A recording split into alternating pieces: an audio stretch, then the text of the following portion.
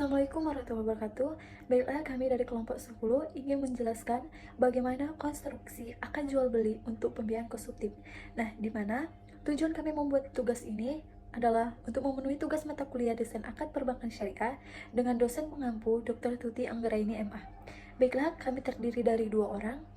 Perkenalkan, nama saya Adelia Natasha dan rekan saya bernama Stella Gustianda. Baiklah, selanjutnya materi pertama akan saya sampaikan yaitu konstruksi akad murabahah pada pembiayaan konsumtif.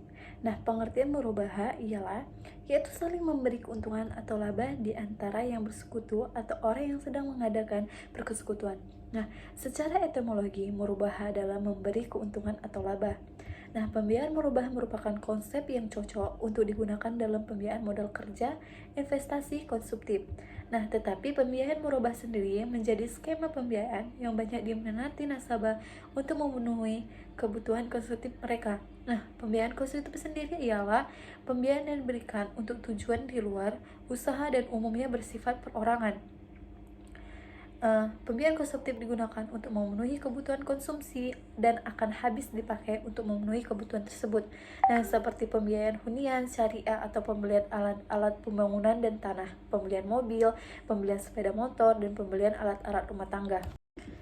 Ada juga pembiayaan konsumtif dengan skema murabahah yang ditawarkan oleh bank syariah, yang diantara lainnya yaitu pertama KPR syariah. Nah, di mana KPR syariah adalah fasilitas pembiayaan konsumtif yang diberikan kepada anggota masyarakat untuk membeli bangunan, merenovasi rumah, termasuk ruko, susun rukun, apartemen, dan sejenisnya.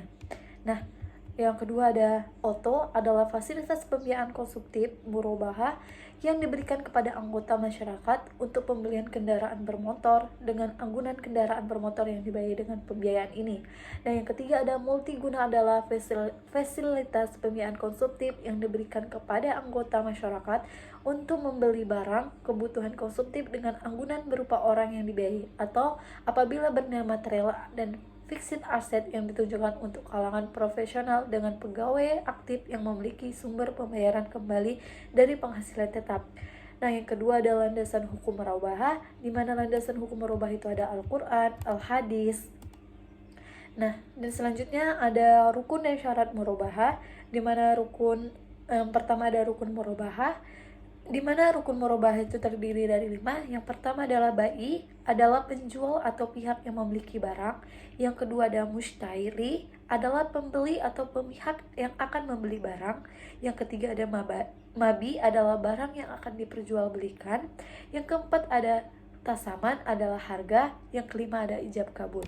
Nah, selanjutnya ada syarat murabahah, di mana syarat murabahah terdiri juga dari 5. Yang pertama adalah penjualan menginformasikan harga asal. Yang kedua akad jual beli yang pertama harus sah. Yang ketiga tidak ada unsur riba. Yang keempat, kalau ada kekurangan dan cacat pada barang harus disampaikan.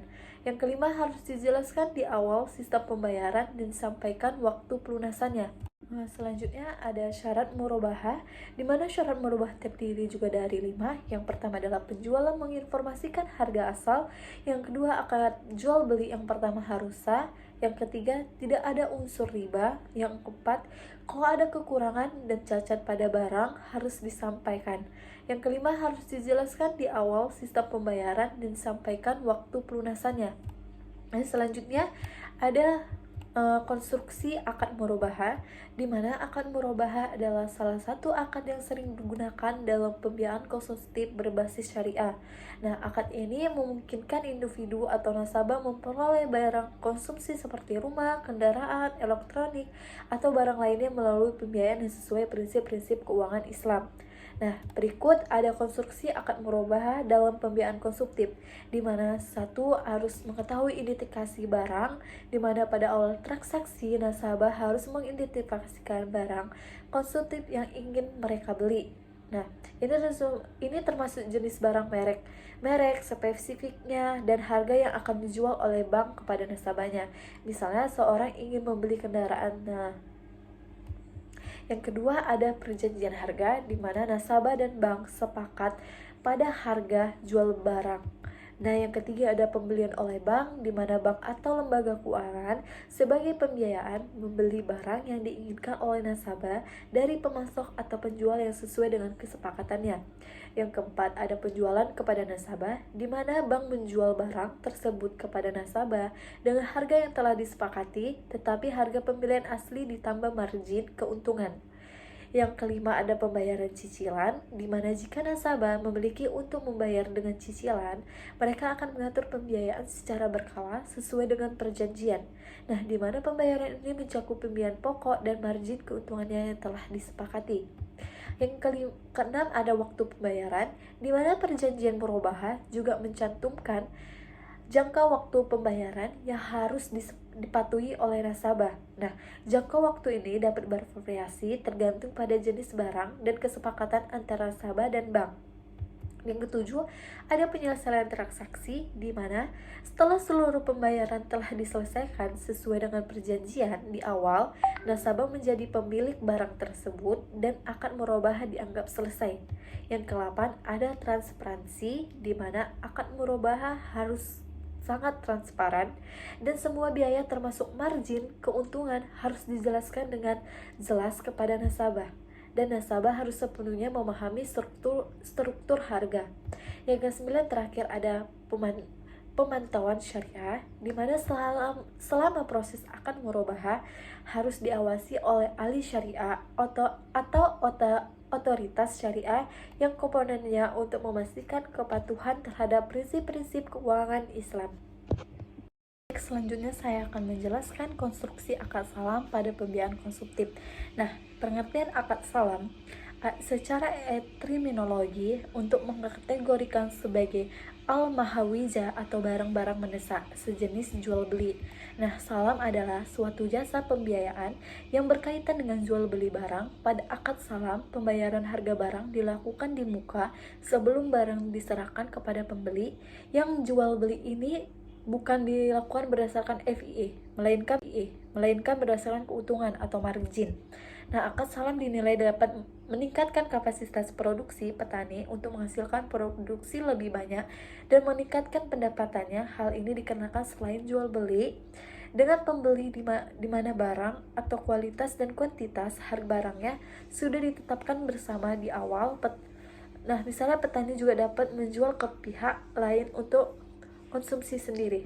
Nah, kedua ada landasan hukum salam, di mana landasan hukum salam itu seperti Al-Quran, hadis. Konstruksi akad salam. Pihak-pihak yang terlibat. 1. Pembeli atau nasabah, pihak yang membutuhkan pembiayaan untuk membeli barang atau komoditas. Yang kedua yaitu penjual, pihak yang menjual barang atau komoditas kepada pembeli sesuai dengan akad salam. Yang ketiga, bank atau lembaga keuangan. Bank atau lembaga keuangan yang berperan sebagai perantara atau penyedia dana dalam akad salam.